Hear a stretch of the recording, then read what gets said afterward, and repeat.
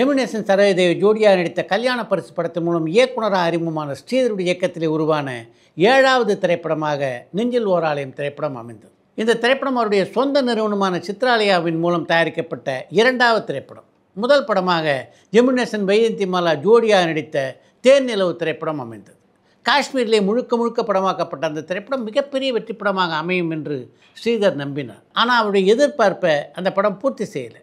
அப்படிப்பட்ட சூழ்நிலையில் இன்னும் 3 மாதங்களில் அடுத்த படத்துக்கான படப்பிடிப்பை ஆரம்பித்து விட வேண்டும் என்று தன்னுடைய நண்பர்களிடம் ஸ்ரீதர் சொன்னபோது, நம்முடைய நிறுவனத்தின் சார்பிலே தயாரித்த முதல் திரைப்படமே மிகப்பெரிய வெற்றி அடையாத நிலையில் 2வது திரைப்படத்துக்கு அவ்வளோ அவசரப்பட வேண்டுமா என்று அவள் எல்லோரும் ஸ்ரீதரை பார்த்து கேட்டார்கள். ஆனால் ஸ்ரீதர் தன்னுடைய முடிவிலே உறுதியாக இருந்தார். தன்னுடைய முதல் தயாரிப்பை முழுக்க முழுக்க அவுட்டோரில் எடுத்த ஸ்ரீதர் தன்னுடைய 2வது தயாரிப்பை முழுக்க முழுக்க இன்டோரில் எடுப்பது என்று முடிவு செய்தார். அப்படி இன்டோரிலேயே ஒரு படத்தை எடுப்பதற்கு ஸ்ரீதருக்கு இன்ஸ்பிரேஷனாக அமைந்தது என்றால் அது மிக்கி ரோனி நடித்து 1959ஆம் ஆண்டிலே வெளியான த லாஸ்ட் மைல் என்ற ஆங்கில திரைப்படம். அந்த படம் முழுக்க முழுக்க ஒரு சிறைச்சாலைக்குள்ளே படமாக்கப்பட்டிருந்தது. சிறைச்சாலைக்கு பதிலாக தன்னுடைய படத்தினுடைய கதைக்களமாக மருத்துவமனையை தேர்ந்தெடுத்தார் ஸ்ரீதர். மருத்துவமனையின் பின்னணியிலே கதையை யோசிக்க தொடங்கிய ஸ்ரீதர் ஒரு சில நாட்களிலேயே கதையை எழுதி முடித்து விட்டார். ஒரு மருத்துவமனையிலே ஒரு பெரியவர் மற்றும் ஒரு இளம்பெண்ணாக இருவரும் அறுவை சிகிச்சைக்காக சேர்கிறார்கள். இந்த அறுவை சிகிச்சை முடிஞ்சு நாம் வீடு திரும்புவோமா என்ற கவலை அந்த பெரியவரை ஆட்டி படைக்கிறது. அதெல்லாம் ஒன்றாகாது, தைரியமாக இருங்க என்று பெரியவருக்கு ஆறுதல் சொல்வது மட்டும் இல்லாமல் தன்னுடைய பேச்சால் அந்த மருத்துவமனை முழுவதையும் கலகலப்பாக்குகிறாள் அந்த இளம்பெண். அந்த பெரியவருக்கு முன்பாக அந்த இளம்பெண்ணுக்கு முதல்ல அறுவை சிகிச்சை செய்வது என்று முடிவெடுக்கிறார் அந்த மருத்துவர். ஆப்ரேஷன் தியேட்டருக்கு செல்வதற்கு முன்னால் கூட எல்லாரையும் பார்த்து கலகலப்பாக பேசி சிரித்து விட்டு செல்கிறாள் அந்த பெண். அறுவை சிகிச்சை முடிந்து நிச்சயமாக உடல்நலம் தேறிய அந்த பெண் ஆப்ரேஷன் தியேட்டரை விட்டு வெளியே வருவார் என்று எல்லோரும் எதிர்பார்த்து கொண்டிருக்க அந்த பெண்ணுடைய உயிரற்ற உடல்தான் ஆப்ரேஷன் தியேட்டரிலிருந்து வெளியே வருகிறது. அதை பார்த்த உடனே அந்த பெரியவர் உட்பட எல்லோருமே மிகப்பெரிய அதிர்ச்சிக்குள்ளாகிறார்கள். இதுதான் மருத்துவமனையின் பின்னணியிலே ஸ்ரீதர் உருவாக்கிய கதையினுடைய அவுட்லைன். அந்த பெரியவருடைய கதாபாத்திரத்தில் சிவாஜி நிச்சயமாக பிச்சு உதறிடுவார் அப்படின்னு நினச்சார் ஸ்ரீதர். என்னது, நெஞ்சில் ஓர் ஆலயத்தில் சிவாஜியா? அந்த படத்துடைய கதாநாயகன் கல்யாண்குமார் இல்லையா? அவரோடு கூட முத்துராமனில் அந்த படத்தில் நடிச்சிருந்தார் அப்படின்னு நீங்கள் கேட்பது எனக்கு புரிகிறது. மருத்துவமனையை கதைக்களமாக கொண்டு ஸ்ரீதர் முதல்ல எழுதிய கதையில் சிவாஜி தான் அந்த பெரியவருடைய கதாபாத்திரத்திலே நடிப்பதாக இருந்தது. படப்பிடிப்புக்கு போகிறதுக்கு முன்னால் அந்த கதையை தன்னுடைய மனத்திரையிலே திரும்ப திரும்ப ஓட்டி பார்த்த ஸ்ரீதருக்கு அந்த படம் சரியாக வராது என்று தோன்றியது மட்டும் இல்லாமல் நிச்சயமாக அந்த படம் வெற்றி படமாக அமையாது என்றும் தோன்றியது. அப்படிப்பட்ட சூழ்நிலையில் தான் அந்த கதையை அப்படியே தூக்கி போட்டுவிட்டு அதே மருத்துவமனையை கதைக்களமாக வைத்து கொண்டு இன்னொரு கதையை எழுதினார் ஸ்ரீதர். அதுதான் நீங்கள் பார்த்த, இப்போதும் நீங்கள் தொலைக்காட்சிகளில் பார்த்து கொண்டிருக்கின்ற நெஞ்சில் ஓர் ஆலயம். முதல்ல ஒரு கதையை எழுதிட்டு அதுக்கப்புறம் அதை மாற்றுறது அப்படின்றது ஸ்ரீதருடைய வாழ்க்கையில் புதுசு இல்லை. பல முறை அவருடைய வாழ்க்கையிலே அது நடந்திருக்கிறது. புதுசாக ஒரு கதையை எழுதினோடனே தன்னுடைய நண்பர்கள் எல்லோரிடமும் அந்த கதையை சொன்னார் ஸ்ரீதர். அவங்க எல்லாருக்குமே அந்த கதை ரொம்பவே பிடித்திருந்தது. அந்த படத்தில் முழுக்க முழுக்க புதுமுங்களை நடிக்க வச்சா நல்லாயிருக்கும் அப்படின்னு ஸ்ரீதருக்கு தோன்றவே அப்போது பிரபலமாக நடைபெற்று கொண்டிருந்த எஸ்வி சகஸ்ரநாமத்தினுடைய போலீஸ்காரன் மகள் என்ற நாடகத்தை பார்ப்பதற்காக சென்றார் ஸ்ரீதர். அந்த நாடகத்தில் கதாநாயகன் நடித்த இளைஞருடைய நடிப்பு அவரை பெரிதாக கவர்ந்தது. அந்த நடிகருக்கு ஒரு வாய்ப்பு கொடுத்து அவரை சினிமாவிலே அறிமுகப்படுத்த வேண்டும் என்று அந்த நாடகத்தை பார்த்து கொண்டிருந்த போதே முடிவெடுத்த ஸ்ரீதர் தன்னுடைய கதையிலே கதாநாயகனுடைய பாத்திரத்தை அவருக்கு தந்தார்.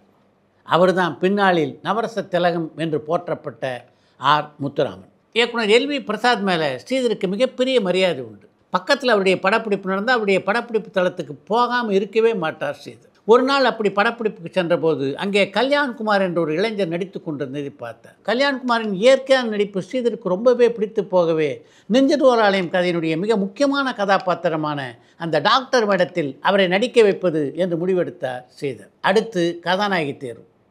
விஜயகுமாரின் நடிப்பு மேலே எப்போவுமே ஸ்ரீதருக்கு அசாத்திய நம்பிக்கை உண்டு. பல திரைப்படங்களில் அவருடைய நடிப்பை பார்த்து வியந்திருக்கிறார் ஸ்ரீதர். அதனால் நெஞ்சில் ஓர் ஆலயம் கதையில் அவரை கதாநாயகர் நடிக்க வச்சா நல்லா இருக்கும் அப்படின்ற எண்ணம் அவருக்கு தோன்றியது. அதை தன்னுடைய நண்பர்களிடமும் பகிர்ந்து கொண்டார். அவங்க எல்லோருமே அதற்கு பச்சை கொடி காட்டவே விஜயகுமாரியை தொடர்பு கொண்டார் ஸ்ரீதர். அவற்றை நெஞ்சில் ஓர் ஆலயம் படத்தினுடைய கதையை சுருக்கமாக அவர் விளக்க, கதையை கேட்ட விஜயகுமாரி, கதை எனக்கு ரொம்ப பிடிச்சிருக்கு, நிச்சயமாக உங்கள் படத்தில் நடிக்கிறேன், எதுக்கு என்னுடைய கணவர்கிட்ட ஒரு வார்த்தை சொல்லிவிட்டு உங்களுக்கு நான் பதில் சொல்கிறேன், ஒரு 2 மணி நேரம் மட்டும் எனக்காக பொறுத்திருங்கள் என்று ஸ்ரீதரிடம் சொன்னார். சொன்னபடியே 2 மணி நேரத்தில் விஜயகுமாரிடமிருந்து ஃபோன் வந்தது. என் கணவர் சரின்னு சொல்லிட்டார், நிச்சயமாக உங்கள் படத்தில் நான் நடிக்கிறேன் என்று. அதுக்கப்புறம் ஏன் விஜயகுமாரி அந்த படத்தில் நடிக்கலை அப்படின்னு நீங்கள் கேட்குறது எனக்கு புரியுது. அதுக்கு காரணம் விஜயகுமாரி வீட்டிலிருந்து அடுத்து வந்த ஒரு டெலிஃபோன். விஜயகுமாரி நடிக்க ஒப்புக்கொண்ட கதையை அவருடைய கணவரான எஸ்.எஸ். ராஜேந்திரன் ஒரு முறை கேட்க விரும்புகிறார் என்பது தான் ஃபோனிலே அவருக்கு வந்த தகவல். அந்த தகவலை கேட்ட உடனே ஸ்ரீதருக்கு வந்த ஆத்திரத்துக்கு அளவே இல்லை என்று தான் சொல்ல வேண்டும்.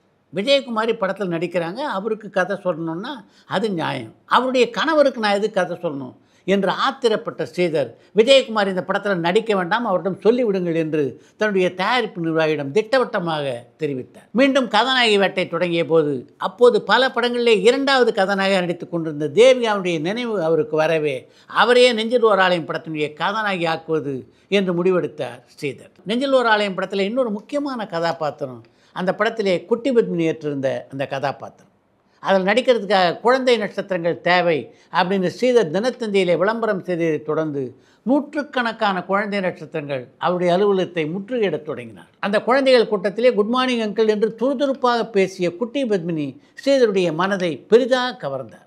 அந்த துருதுருப்பு தான் நெஞ்சில் ஓர் ஆலயம் படத்தில் நடிக்கின்ற வாய்ப்பை குட்டி பத்மினிக்கு பெற்று தந்தது என்று கூட சொல்லலாம். நடிகர் நாகேஷை ஸ்ரீதருக்கு அறிமுகம் செய்து வைத்தவர் பாலாஜி. அவர் அறிமுகம் செய்து வைத்த போதே இந்த இளைஞரை பயன்படுத்திக் கொள்ள வேண்டும் அப்படின்னு ஸ்ரீதர் முடிவெடுத்திருந்ததுனால நெஞ்சில் ஓர் ஆலயம் படத்தில் நிச்சயமாக அவருக்கு ஒரு கதாபாத்திரம் தர வேண்டும் என்று நினைத்தார். அதன் காரணமாகத்தான் நெஞ்சில் ஓர் ஆலயம் படத்தில் நடிக்கக்கூடிய வாய்ப்பு நாகேஷுக்கு கிடைத்தது. ஸ்ரீதருடைய பல படங்களில் இசையமைப்பாளராக பணியாற்றியவர் ஏ.எம். ராஜா. நெஞ்சில் ஓர் ஆலயம் படத்துக்கு முன்னால் ஸ்ரீதருக்கும் ஏ.எம். ராஜாவுக்கும் இடையே சின்ன சின்ன கருத்து வேறுபாடுகள் வேறுவிடத் தொடங்கின. அதன் காரணமாகத்தான் தன்னுடைய நெஞ்சில் ஓர் ஆலயம் படத்திலே மெல்லிசை மன்னர்கள் எம்.எஸ். விஸ்வநாதன் ராமமூர்த்தியை பயன்படுத்திக் கொள்ளலாம் அப்படின்ற முடிவுக்கு வந்தார் ஸ்ரீதர். அந்த படத்திற்காக அற்புதமான பல பாடல்கள் எழுதிய கவிஞர் கண்ணதாசன் அந்த படத்தினுடைய கதையில் முக்கியமான ஒரு சந்தேகத்தை எழுப்பினார். என்னதான் இருந்தாலும் ஒரு கணவன் தான் உயிருடன் இருக்கும்போதே தன்னுடைய மனைவி கிட்ட தான் இறந்த பின்னால் அவள் கண்டிப்பாக மறுமணம் செய்து கொள்ள வேண்டும் அப்படின்னு சொல்வானா? அதே மாதிரி இன்னொரு ஆணை அழைத்து நான் இறந்த பிறகு என்னுடைய மனைவியை நீங்கள் திருமணம் செய்து கொள்வீர்களா என்று கேட்பானா? இந்த 2 விஷயமே நம்முடைய பண்பாட்டுக்கு கொஞ்சம் கூட ஒத்து வராமல் இருக்கே அப்படின்றது தான் கண்ணதாசன் எழுப்பிய சந்தேகம். அந்த காட்சிகள் இல்லைன்னா நெஞ்சில் ஓர் ஆலயம் படமே இல்லை. அந்த கதையினுடைய புதுமையே அந்த காட்சிகள் தான். அதனால தான் கண்ணதாசன் அப்படி ஒரு கேள்வியை கேட்ட உடனே ஸ்ரீதர் மிகப்பெரிய குழப்பத்துக்கு ஆளானார். அதுக்கப்புறம் கண்ணதாசனையே பார்த்து இதுக்கு என்ன தான் வழி என்று ஸ்ரீதர் கேட்டபோது சிரித்த கண்ணதாசன், அமைதியாக உட்காந்து யோசிங்க, நிச்சயமாக ஒரு வழி பிறக்கும் என்று ஸ்ரீதரிடம் சொல்லிவிட்டு அந்த அலுவலகத்தை விட்டு புறப்பட்டார். கண்ணதாசன் கேட்ட அந்த கேள்வி ரொம்ப நியாயமான ஒரு கேள்வியாக இருந்ததுனால அந்த கேள்விக்கு பதில் சொல்கின்ற விதத்திலே ஒரு காட்சியை படத்திலே சேர்ப்பது என்று முடிவெடுத்தார் ஸ்ரீதர். கதாநாயகன் சொன்னதை கேட்டு அந்த கதாநாயகி குமுறி குமுறி அழ, நான் என்ன தப்பாக சொல்லிட்டேன்னு இப்படி அழற? தன்னுடைய மகள் விதவை ஆயிட்டா, அவளுக்கு மீண்டும் ஒரு திருமணத்தை செய்து வைக்க வேண்டும் அப்படின்னு அவங்க அப்பாவும் அம்மாவும் ஆசைப்பட மாட்டாங்களா? அதுக்கு என்ன காரணம்? அன்பும் பாசமும் தானே. அது மாதிரி தன்னுடைய மனைவியை உளமாற நேசிக்கின்ற ஒரு கணவன் ஆசைப்படுறதில் என்ன தப்பு என்று தன்னுடைய மனைவியை பார்த்து அந்த கணவன் கேட்கின்ற மாதிரி ஒரு காட்சியை அந்த கதையிலே சேர்த்த ஸ்ரீதர் அந்த காட்சியை படமாக்கியவுடன் அந்த காட்சியும் சேர்த்து கவிஞர் கண்ணதாசனுக்கு அந்த படத்தை திரையிட்டு காட்டிய போது இப்போ படம் திருப்தியாக இருக்கிறது என்ற பதில் கவிஞரிடமிருந்து வந்தது. நெஞ்சில் ஓர் ஆலயம் திரைப்படம் ஸ்ரீதருக்கு மிகப்பெரிய வெற்றியை சம்பாதித்து தந்தது என்றால் அதுக்கு காரணம் அந்த படத்தினுடைய காட்சி அமைப்புகள் மட்டும் இல்லை, அந்த படத்தினுடைய வசனத்துக்கும் அதில் கணிசமான பங்குண்டு. உதாரணத்துக்கு ஒரு காட்சியை உங்ககிட்ட பகிர்ந்து கொள்ள வேண்டும் என்று நான் விரும்புகிறேன். நெஞ்சில் ஓர் ஆலயம் படத்தினுடைய கதைப்படி அந்த படத்தினுடைய கதாநாயகியான தேவிகாவும் கல்யாண்குமாரும் காதலர்கள். எதிர்பாராத ஒரு சூழ்நிலையில் அவங்களால திருமணம் செய்து கொள்ள முடியாமல் போக முத்துராமனை மணந்து கொள்கிறார் தேவிகா. ஒரு காலகட்டத்தில் முத்துராமனுடைய உடல்நிலை பாதிக்கப்படுகிறது. மருத்துவ சிகிச்சைக்காக மருத்துவமனைக்கு தன்னுடைய கணவரை அழைத்து கொண்டு வருகின்ற தேவிகா அங்கே மருத்துவராக கல்யாண்குமார் இருப்பதை பார்த்து அதிர்ச்சி அடைகிறார். அப்படிப்பட்ட சூழ்நிலையிலே தேவிகா ஒரு நாள் காரிடாரில் நடந்து வர எதிரே வருகின்ற டாக்டர் கல்யாண்குமார் பழைய நினைவுகளை மறக்காதவராக, என் அடியோடு மறந்துட்டியா சீதா என்று தேவிகாவை பார்த்து கேட்கிறார்.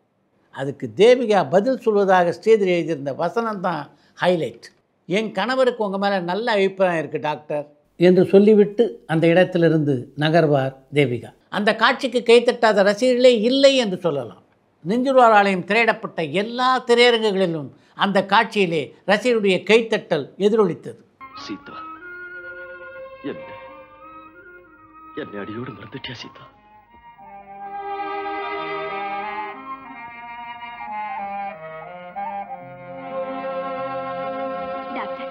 என் கணவருக்கு உங்க மேல ரொம்ப நல்ல அபிப்பிராயம் டாக்டர். 1962ஆம் ஆண்டு ஜனவரி மாதம் குடியரசு தினத்தன்று வெளியான நெஞ்சில் ஓர் ஆலயம் பல ஊர்களில் 25 வாரங்களை கடந்து ஓடி மாபெரும் வெற்றிப்படமாக அமைந்தது மட்டுமின்றி சிறந்த தமிழ் படத்திற்கான தேசிய விருதையும் வென்றது.